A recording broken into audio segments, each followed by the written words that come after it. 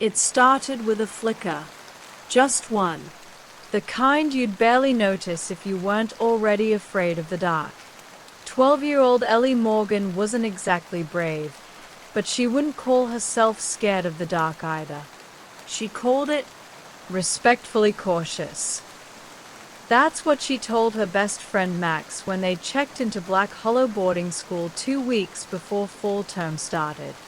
It was one of those stone buildings that looked like it had secrets sealed behind every brick. Ivy clung to the walls. The windows were narrow. Even the wind seemed to whisper through the halls like it knew something you didn't. Ellie was assigned room 109. She didn't like the number. Something about the 9 felt off. Uneven. Jagged. But the room itself looked fine. Basic. Twin bed. A creaky wardrobe. Desk. Lamp. And a full-length mirror bolted to the wall. That mirror, it was old. Not antique charming. Old like it had seen too much. The silver lining around the glass had peeled and curled in places. And when Ellie looked into it for the first time, she noticed something strange. The mirror didn't show her blinking. She blinked. She knew she blinked. But her reflection just stared back. Wide-eyed. Motionless. Almost smug. She told herself she imagined it. Mirrors played tricks sometimes. Right? The next morning, Max came to visit. "Yo, your mirror's whack," he said the second he stepped into room 109. He walked over and waved at it. "It's like slow or something." Ellie didn't want to agree, but yeah, the reflection lagged. A second or two behind them. "That's creepy," Max muttered. "Bet it's haunted." "Don't say that." "What?" "You think it's gonna get offended." Ellie shoved him, half laughing, half serious. But later that night, she woke up to the softest creaking sound. She turned over in bed and saw the mirror. The room was dark, but moonlight cut across the floor like silver mist. Her reflection was sitting up, just like her, except she hadn't moved yet. She watched in frozen silence as her own reflection slowly tilted its head. She hadn't moved. Her reflection did it first. Then it raised its hand, palm open, and waved. Ellie's heart nearly exploded. She snapped on the light, blinked hard. The reflection was normal again. The next few days were worse. Max stopped coming around.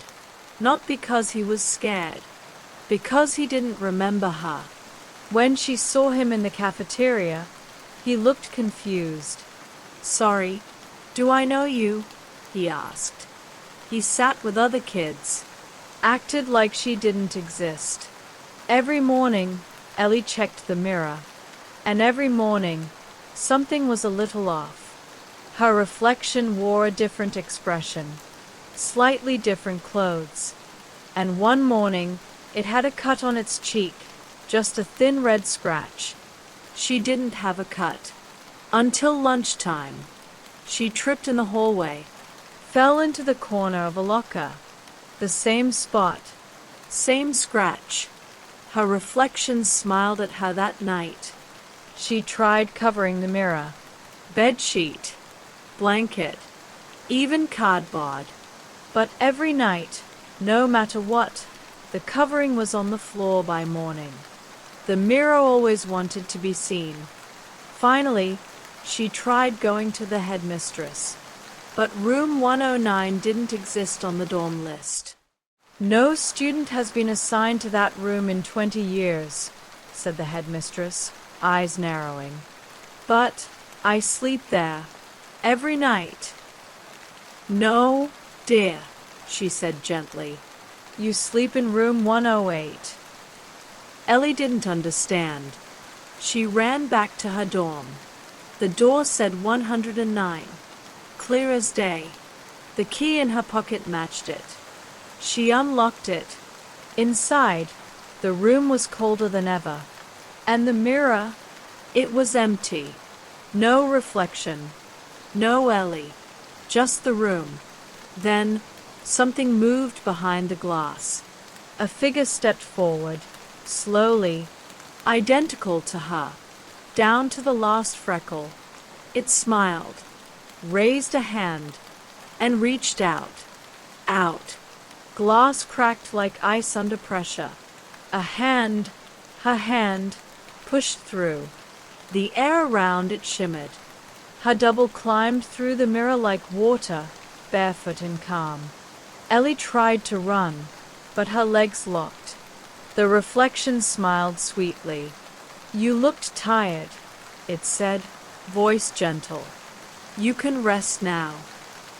She blinked, and everything went dark. Ellie Morgan was never seen again. Room 109 is locked now. Not because anyone goes in, but because sometimes, when the hallway is quiet and the moon is bright, you can see a girl in the mirror. She's smiling, and if you stand there too long, you might see yourself standing behind her. Sleep tight, and don't worry about your reflection, unless it waves first.